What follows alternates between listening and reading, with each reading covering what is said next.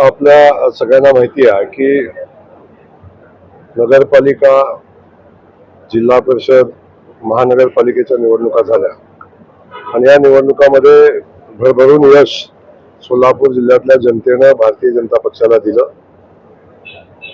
एक हाती सत्ता महानगरपालिकेमध्ये भारतीय जनता पक्षाची दिली ना भूतो न भविष्यती अशा पद्धतीचं यश जिल्हा परिषदेच्या निवडणुकीमध्ये सुद्धा भारतीय जनता पक्षाला मिळालं आणि 30 वर्षाच्या इतिहासामध्ये पहिल्यांदा भारतीय जनता पक्षानं स्वतःच्या ताकदीवर एवढी मोठी सदस्य संख्या निवडून आणली. नगरपालिकेच्या निवडणुका असतील त्यामध्ये खूप चांगलं यश मिळालं. खास करून सोलापूर जिल्ह्यात 11 पंचायत समिती आहेत, त्यामधल्या 10 पंचायत समितीवर भारतीय जनता पक्षाचा सभापती आज विराजमान झालेले आपण सगळेजण पाहतो.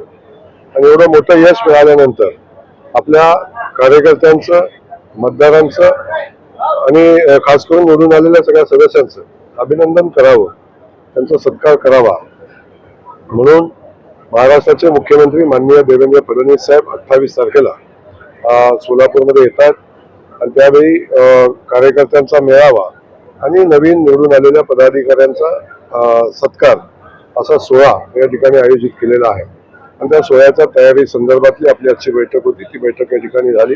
सगळे नगरसेवक, सगळे जिल्हा परिषद सदस्य, सगळे सभापती, आमचे सगळे नेते त्या बैठकीला उपस्थित होते आणि एक चांगला आणि मोठा आनंदोत्सव साजरा व्हावा या पद्धतीचं नियोजन करण्याची आजची बैठक. राज्य सरकारी कर्मचाऱ्यांचं आंदोलन सातत्यानं सगळ्याच लोकांच्या प्रश्नावर तोडगा काढायचा प्रयत्न करत असतं. आरोग्य कर्मचाऱ्यांचाही या प्रश्नावर तोडगा काढण्याचा प्रयत्न सरकार करत आहे आणि लवकरच तोडगा निघेल आणि असे काही नवीन प्रश्न उद्भवणार नाहीत याची काळजी सरकारच्या वतीनं घेतली जाईल. परंतु सगळ्यांनीच आपण या सगळ्या आंदोलन करत असताना व्यवस्थेवर ताण होणार नाही किंवा विद्यार्थ्यांचं नुकसान होणार नाही याची सगळ्यांनी काळजी घेणं आवश्यक आहे. सोलापूर जिल्ह्यातील मनोहर बाबाला अटक करण्यात सोलापूर जिल्ह्यामध्ये मनोहर बाबांना अटक आता झालेली आहे. त्यांच्या अनेक कारणाने आता समोर येत आहेत. आपण खरात बाबांचा प्रताप पाहता पाहता आता दुसऱ्या बाबांचा प्रताप आपण पाहतोय. असे अनेक बंधू बाबा सध्या महाराष्ट्रामध्ये आहेत. अशा सगळ्या बंधू बाबांना शोधून कारवाई करण्याची भूमिका माननीय मुख्यमंत्री देवेंद्र फडणवीस साहेबांची आहे. त्यांनी पोलिसांना सक्त सूचना दिलेल्या आहेत की अशा बंधू बाबांचा बंदोबस्त झाला पाहिजे आणि यामध्ये त्या बंधू बाबांना साथ देणारे, मदत करणारे अशा सगळ्यांना शोधून त्यांच्यावर कारवाई करा. नक्की ती घेऊन कुठलं बेकायदेशीर काम करू दिलं जाणार नाही. असं जर बेकायदेशीर असेल तर नक्की त्याचं काम थांबवलं जाईल आणि कारवाई पण केली जाईल. पुण्यामध्ये सुनेत्रा पवारांचे भावी मुख्यमंत्री म्हणून बॅनर लागले. मला काय वाटतं, कोणी काय लिहावं ज्याचा त्याचा विषय आहे. महाराष्ट्राचे मुख्यमंत्री माननीय देवेंद्र फडणवीस साहेब आहेत. खूप चांगलं काम त्यांच्या नेतृत्वामध्ये महाराष्ट्रामध्ये चाललेलं आहे. महाराष्ट्र वेगानं प्रगती करताना आपण सगळेजण पाहतोय आणि मला वाटत नाही त्यांच्या पुढे दूरपर्यंत दुसरा कुठला ऑप्शन आहे. सरकारच्या हालचाली ज्या आहेत त्या सुरू आहेत. तेच माननीय मुख्यमंत्री मोदयांनी निर्णय घेतला, आपल्याला कल्पना असावी. त्या अधिवेशनामध्येच निर्णय घेतलेला आहे आणि 2 लाखापर्यंत शेतकरी बांधवांचं कर्ज जे थकीत आहे त्या शेतकरी बांधवांचं कर्ज माफ करण्याचा निर्णय घेतलेला आहे. लवकरच त्याची कारवाई चालू होईल. जी लोक नियमित कर्ज भरतायत अशा लोकांना सानुग्रह अनुदान 50,000 रुपये देण्याचा निर्णय घेतलेला आहे. त्याची प्रक्रिया चालू आहे. त्यामुळं जो शब्द माननीय मुख्यमंत्री मोदयांनी निवडणुकीमध्ये दिलेला होता त्या प्रत्येक शब्दाला न्याय देण्याची भूमिका, तो प्रत्येक शब्द पूर्ण करण्याची भूमिका महाराष्ट्राचे मुख्यमंत्री महोदय घेताना आपण पाहतो. शिवभक्त म्हणून छत्रपती शिवाजी महाराजांच्या बद्दल प्रचंड अभिमान आम्हाला आहे. आमच्या सगळ्यांच्या दृष्टीने ते आमचा मान, अभिमान, स्वाभिमान, आमचे दैवत आहे. आणि अशा छत्रपती शिवाजी महाराजांच्यावर असं कुठलंही वक्तव्य करणं योग्य नाही. आणि माझी सगळ्यांनाच विनंती राहील, खास करून बाबांनाही विनंती राहील की त्यांचा अध्यात्माचा मार्ग आहे, त्यांनी त्या अनुषंगाने त्यांनी काम करावं. छत्रपती शिवाजी महाराजांच्यावर अशा पद्धतीचं वक्तव्य त्यांनी करू नये. शिवाजी कोण होता मी सांगितलं आपल्याला. काय व्यक्तिगत कोणाचा काय विषय होतो त्याचा व्यक्तिगत विषय आहे.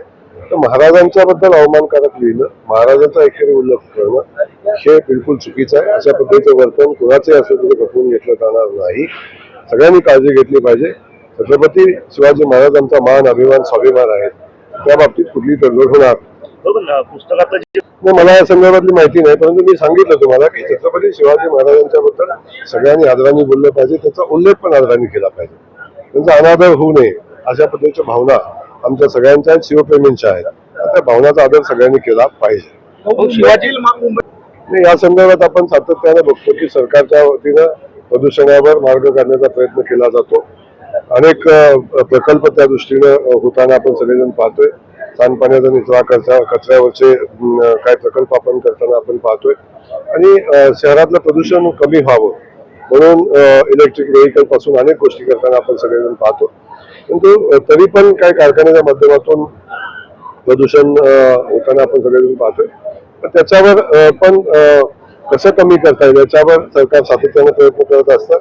त्याच्या सूचना सातत्याने मुख्यमंत्री महोदय देत असतात. त्यामुळे याही बाबतीतला अभ्यास चालू आहे आणि लवकरच प्रदूषणाच्या जी हानी आपली होती, निसर्गाची होती, त्याच्यावर दूरगामी उपाययोजनेची आवश्यकता आहे. त्या दृष्टीने सरकार काम करते. सोलापूर विमान सेवा आपल्या सगळ्यांना माहिती आहे की सोलापूरच्या दृष्टीने खूप महत्वाची विमान सेवा आहे. त्यामध्ये ही विमानसेवेचं टायमिंग ऑड आहे आणि या विमानसेवेमुळे लोकांचा एक दिवस अगदी वाया जातो अशी परिस्थिती आहे. दुसऱ्या दिवसात अर्धा दिवस जातो.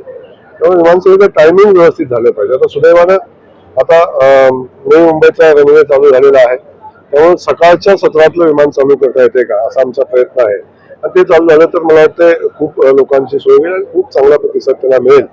त्यामुळं थोडासा कमी प्रतिसाद मुंबईच्या विमानाला मिळतोय, त्यामुळे काही गोष्टी अडचणीच्या येत आहेत, पण भविष्यात त्याच्यावर मार्ग निघेल. सोलापूर प्रशासनाने त्याची तातडीने चौकशी केली पाहिजे. तसं असेल तर कारवाई केली पाहिजे. अशा कुणाला बेर करता कामा नये. त्याची चौकशी करण्याच्या सूचना या निमित्ताने मी देईन आणि अशा घटना घडू नयेत भविष्यामध्ये याची काळजी घेतली. डॉक्टरांनी माहिती लपवली पोलिसांपासून, त्यामुळे डॉक्टरांवर पण गुन्हे अशी कुणीही माहिती लपवली, अशा पद्धतीचं कृत्य कुणीही केलं तर त्याच्यावर कारवाई केली जाईल. पाहतो अल निनोचा इफेक्ट सगळ्या देशभर आहे. यावर्षी पाऊस कमी पडेल अशा पद्धतीची हवामान खात्याचा अंदाज आहे. त्यामुळे शासनाची सातत्याने भूमिका आहे की पिण्याच्या पाण्याचं नियोजन करा. 30 ऑगस्ट पर्यंत लागणाऱ्या पिण्याच्या पाण्याचं नियोजन करून मग पाणी वापर शेतीसाठी किंवा अन्य कारणासाठी करावा अशा पद्धतीची भूमिका शासनाची होती. मी तातडीनं कालवा समितीची बैठक घेतली होती आणि पाणी सोडण्याचा निर्णय आम्ही घेतलेला होता. पण त्या निर्णयाला शासनाची मान्यता मिळाली पाहिजे. अल निनोचा इफेक्ट असल्यामुळे अशा पाणी सोडताना शासनाची मान्यता घ्यावी अशा सूचना सरकारच्या होत्या, म्हणून मी स्वतः त्याचा फॉलोअप घेतला. जलसंपदा खात्याच्या मंत्रालयाची मान्यता घेतली, मुख्यमंत्री मोदयांची मान्यता घेतली आणि तातडीने पाणी चालू करण्याचा निर्णय घेतला. 9 ते 2 दिवसापासून पाणी चालू आहे. तेव्हा आता शेतकऱ्यांना दिलासा मिळेल आणि भविष्यामध्ये माझी विनंती शेतकरी बांधवांना आहे की थोडं काटकसरीने पाणी वापरायला लागेल. चालू वर्षी थोडंसं दुष्काळ सदृश्य परिस्थिती निर्माण होईल किंवा दुष्काळी परिस्थिती निर्माण होईल अशी वाकीत हवामान खात्याचं आहे. त्यामुळे आपल्याला काळजी घेणं आवश्यक आहे. अपात्र असलेल्या लाडक्या बहिणींचा 11 कोटीची वसुली समजत नाहीये. ज्या लाडक्या बहिणी पात्र आहेत त्यांच्यावर कुठलीही कारवाई होत नाही. पात्र नसताना ज्या लोकांनी लाभ घेतलेला आहे त्या पण आमच्या लाडक्या बहिणीच आहेत, पण कोणी सर्व्हिसला आहे, कुठं पदावर आहे, ज्यांना लाभ घेणं अपेक्षित नाही. काही महिला भगिनींचा पगार 40,000, 50,000, 1 लाख आहे. अशा काही बहिणींचा चालू झालेला होता. त्याच्यावर कारवाई, वसुलीची कारवाई म्हणजे